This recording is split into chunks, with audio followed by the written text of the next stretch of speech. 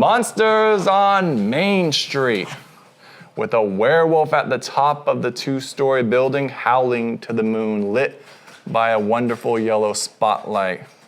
A skeleton on the 2nd floor visiting the psychic readings. Igor slowly walking up to get a reading as well. And then we have Dr. Frank's laboratory supplies with Frankenstein monster himself walking along Main Street. Look at that. RX with a mortal and pedestal. And we have some wonderful pumpkins all the way on the left. They're nice and decorated. Skulls, I believe, $3 each.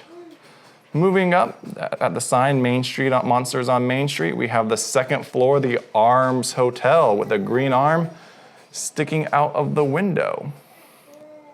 As we continue our rise, we'll spot a vulture nested behind a purple light atop the building. Coming down, we have flashing green lights with werewolves, octopus, and a scary zombie. What looks to be a minotaur's head on the 2nd floor.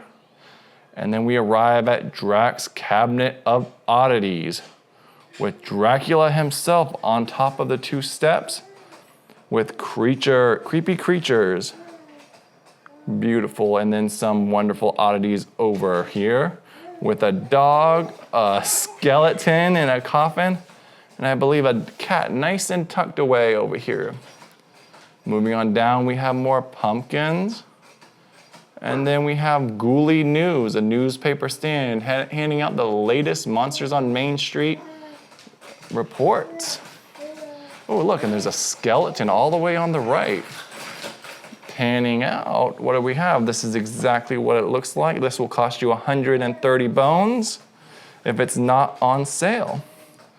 Now we're gonna take some different views. It does not come with a charger. It runs on batteries, but if you happen to have a Lemax charging cable, you can plug it in and plug that bad boy into the wall and it will light up.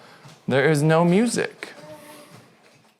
All right, and here we have the side of the building with Mummy Wraps Cafe, where they sell sarcophagus dogs, mummy dogs, and finger wraps.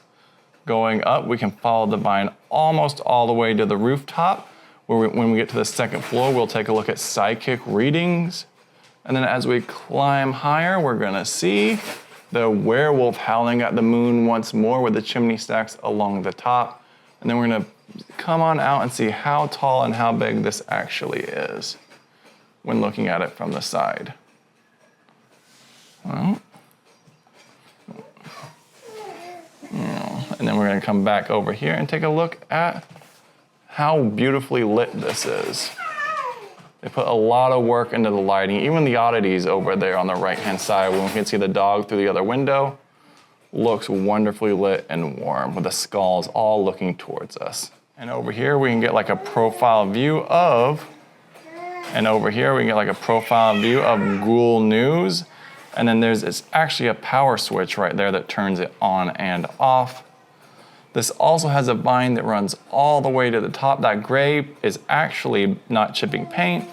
It's just part of the aesthetic. As you see, the vine runs up and we come across another skeleton well lit by another light. A bit higher, it's just the roof, and then we can see what looks like a bat hanging in the tree. And then coming out, you can see how tall this one looks on the side as well.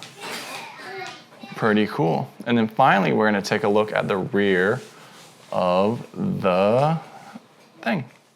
All right, and then moving in, we have the back of the Monsters on Main Street. As you see, it runs with a normal Lemax plug. Right here is where you take this out and replace the 3 AA batteries. It does run on AA batteries. We can kind of take a look at the bat over here that was hanging from the tree.